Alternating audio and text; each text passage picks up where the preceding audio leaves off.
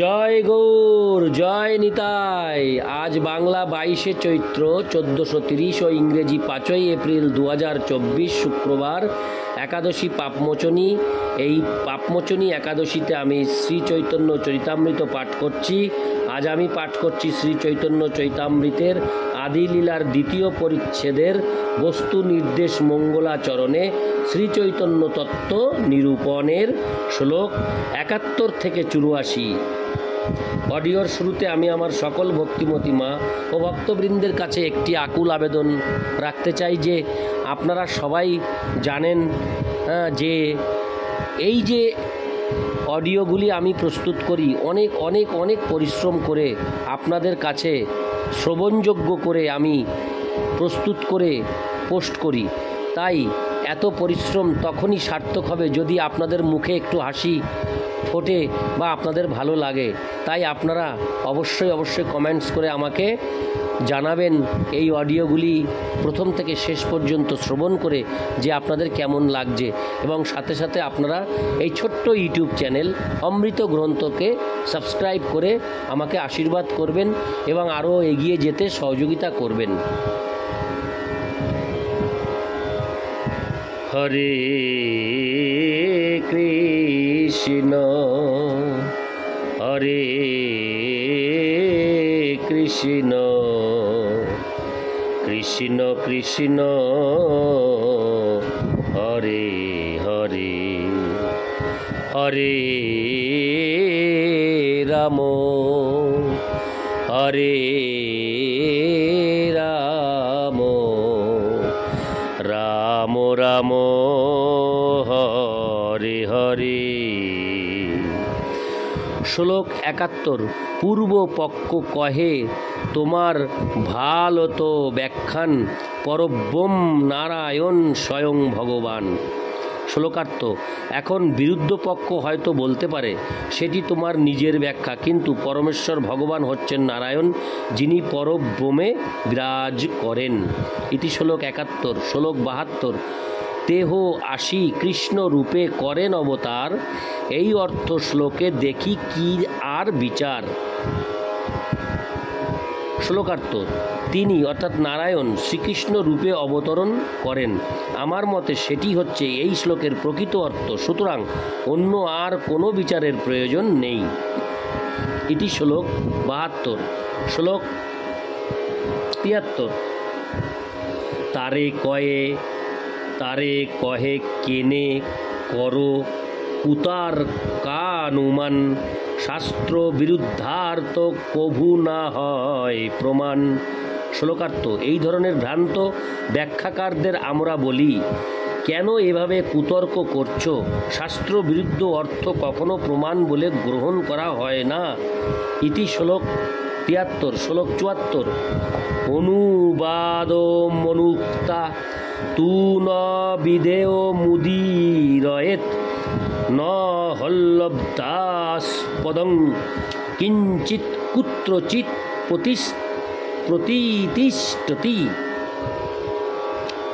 অনুবাদ: উদ্দেশ্যের আগে বিদেয় উল্লেখ করা উচিত নয়, কেননা তার ফলে সেই বাক্যের আশ্রয় থাকে না এবং তাই তার প্রতিষ্ঠা হয় না। তাৎপর্য: অলঙ্কারের এই নিয়মটি একাদশী তত্ত্বের 13 স্কন্ধে শব্দের আলঙ্কারিক ব্যবহার সম্বন্ধে উক্ত হয়েছে। আলঙ্কারিক বিচার অনুসারে অজ্ঞাত বিষয়কে বিদেয় এবং জ্ঞাত বস্তুকে অনুবাদ বা উদ্দেশ্য বলা হয়। অজ্ঞাত বিষয়কে জ্ঞাত বস্তুর পূর্বে উল্লেখ করা উচিত নয়, কেননা তা হলে সেই বিষয়ের কোনো অর্থ থাকে না। ইতি শ্লোক 74। শ্লোক 75। অনুবাদ না কহিয়া না কহি বিদেয়, আগে অনুবাদ কহি পশ্চাদ বিদেহ। শ্লোকার্থ: অনুবাদ বা উদ্দেশ্য উল্লেখ না করে বিদেয় উল্লেখ করা হয় না, তাই আগে উদ্দেশ্য উল্লেখ করে তারপরে বিদেহ সম্বন্ধে বলা হয়। ইতি শ্লোক 75। শ্লোক 76। বিদেহ কহিয়ে তারে যে বস্তু অজ্ঞাত, অনুবাদ কহি তারে যেই হয় জ্ঞাত। শ্লোকার্থ: পাঠকের কাছে বাক্যের যে অংশ অজ্ঞাত তাকে বলা হয় বিদেহ এবং যে অংশ জ্ঞাত তাকে বলা হয় অনুবাদ। ইতি শ্লোক 76। শ্লোক 77। জয়ীছে কহি এই বিপ্র পরম পণ্ডিত, বিপ্র অনুবাদ ইহার বিদেহ পাণ্ডিত্য।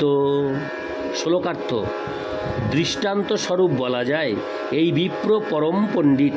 এই বাক্যে বিপ্র হচ্ছে অনুবাদ এবং পাণ্ডিত্য হচ্ছে তার বিদেহ। ইতি শ্লোক 77। শ্লোক 78।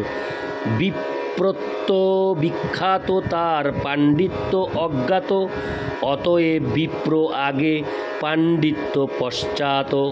শ্লোকার্থ: যেহেতু মানুষটি বিপ্র তাই তার বিপ্রত্ব সম্বন্ধে সকলেই জ্ঞাত, কিন্তু তার পাণ্ডিত্য সম্বন্ধে সকলে জ্ঞাত নয়। অতএব আগে মানুষটির পরিচয় প্রদান করে পরে তার গুণের কথা অর্থাৎ পাণ্ডিত্য বলা হয়েছে। ইতি শ্লোক 78। শ্লোক 79। তৈছে ইহ অবতার সব হইল জ্ঞাত, কার অবতার এই বস্তু অভিজ্ঞাত।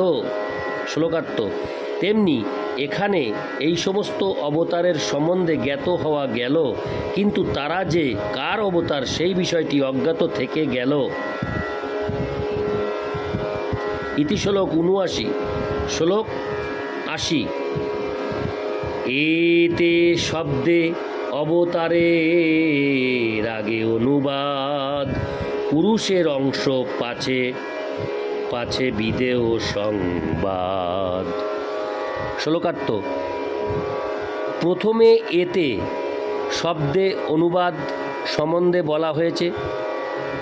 প্রথমে এতে অর্থাৎ এই সমস্ত শব্দে অনুবাদ অর্থাৎ অবতার সমূহ সম্বন্ধে বলা হয়েছে। তারপরে পুরুষ অবতারদের অংশ বিদেহ রূপে উল্লেখ করা হয়েছে। ইতি শ্লোক 80। শ্লোক 81। তৈছে কৃষ্ণ অবতার ভিতরে হইল জ্ঞাত, তাহার বিশেষ জ্ঞান সেই অবিজ্ঞাত। শ্লোকার্থ: তেমনি শ্রীকৃষ্ণকে যখন অবতারগণের মধ্যে গণনা করা হলো, তার সম্বন্ধে বিশেষ জ্ঞান তখনও অপ্রকাশিত ছিল। ইতি শ্লোক 81। শ্লোক 82। অতএব কৃষ্ণ শব্দ আগে অনুবাদ, স্বয়ং ভগবত্তা পিছে বিদেহ সংবাদ। শ্লোকার্থ: সুতরাং অনুবাদ রূপে প্রথমে কৃষ্ণ শব্দ উল্লেখ করা হয়েছে এবং সেই অনুবাদের বিদেহ রূপে তার হরে কৃষ্ণ তার ভগবত্তাকে পরে বর্ণনা করা হয়েছে। ইতি শ্লোক 82। শ্লোক 83। কৃষ্ণের স্বয়ং ভগবত্তা ইয়া হইল সাধ্য, স্বয়ং ভগবানের কৃষ্ণত্ব হইল বাধ্য। শ্লোকার্থ: তার ফলে প্রতিপন্ন হলো যে শ্রীকৃষ্ণ হচ্ছেন স্বয়ং ভগবান। এখানে শ্রীকৃষ্ণ ছাড়া যে অন্য আর কেউ স্বয়ং ভগবান নন তা স্পষ্টভাবে প্রমাণিত হলো। হরে কৃষ্ণ। জয় গৌর, জয় নিতাই।